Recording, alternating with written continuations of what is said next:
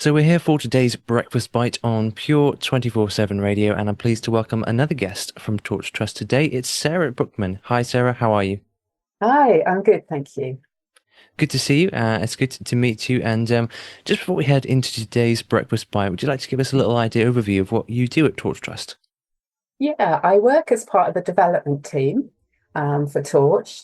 And as part of that, I help to oversee the Zoom groups that meet each month. So we have an audio book group, we have a Tuesday morning chat and a Zoom coffee morning, and then some sort of more seasonal ones. So the latest being a Lent group.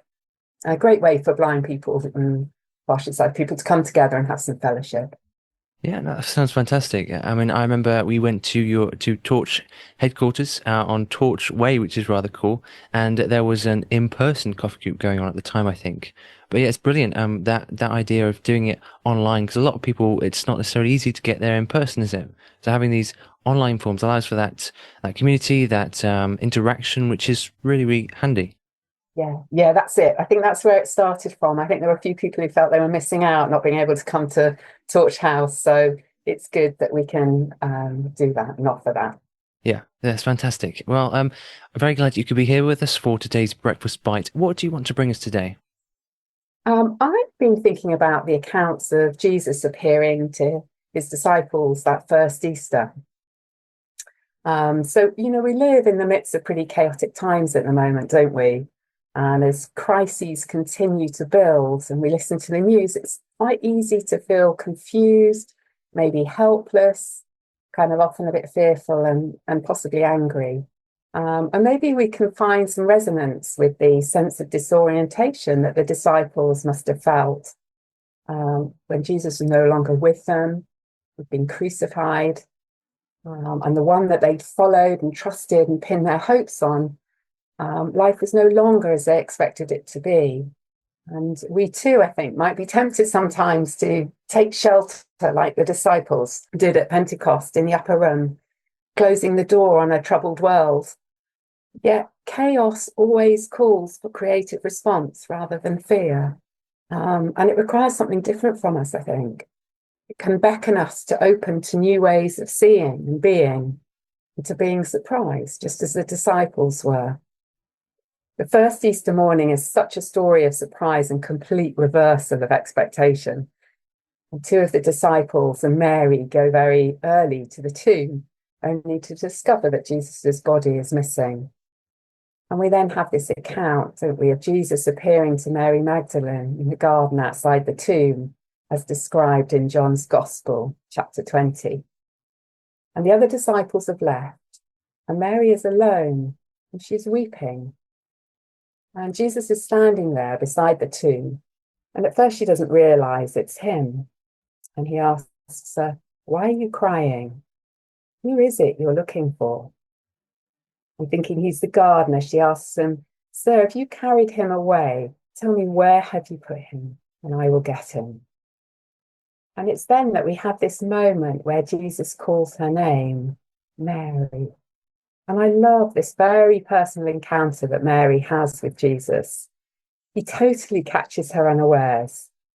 And what it must have felt like to hear her name spoken again by the one person who says her name like that. And the dawning recognition that beyond all her wildest hopes and expectations, the one she's loved and followed and been with to the very end, presumed dead, stood right there with her.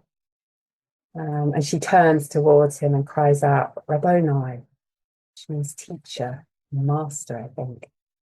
And presumably she fell to her knees and clung to him. And in tenderly speaking her name, he then points her to something even beyond his presence with her in the garden. He points her to a new vision of availability and a new relationship with God. "Don't hold on to me," he says. "You'll be able to hold on to me later, Mary, and always be close to me." Hinting at the things yet to be which she has no understanding of, when he'll ascend to the Father, and then the Holy Spirit, we know, comes. And he says, "But now go and tell the others I'm alive." So Mary is being ushered on a kind of new path forward, and this trajectory of her life is just altered by this moment. And so I kind of wondered how it might be for us today, amidst our fractured world, to hear the same words that Jesus spoke to Mary in the garden. Why are you crying? It's a beautiful invitation, I think, for us to share our sorrow with Jesus and all that breaks our hearts. And there's plenty of that, isn't there?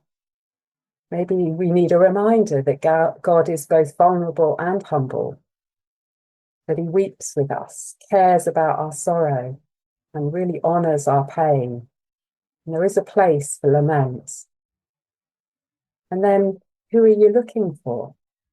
Perhaps an invitation to reflect on what it is that we truly desire and to turn once again towards that which truly gives us life. There's that kind of famous quote from St. Augustine: "You have made us for yourself, O Lord, and our hearts are restless until they rest in you." And then to hear our own names spoken by Jesus, and to know that Jesus knows us completely and loves us steadfastly, as he did Mary. And he comes to meet us exactly where we are, doesn't he?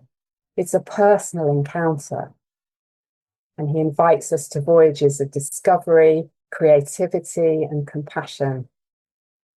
And he's tender towards us, delights in us. Maybe we need that reminder today too. So in each of the stories, when Jesus appears to his disciples that first Easter, there's a real sense of generosity and abundance, of caring for their needs, helping them to understand, offering forgiveness and solace and assurance, and pointing them towards a new and active hope.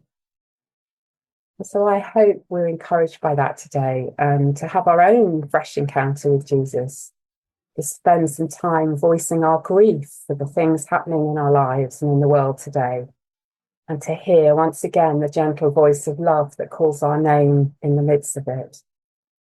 Maybe there'll be an invitation to a new path forwards that will energize us for the way ahead, just as it did Mary.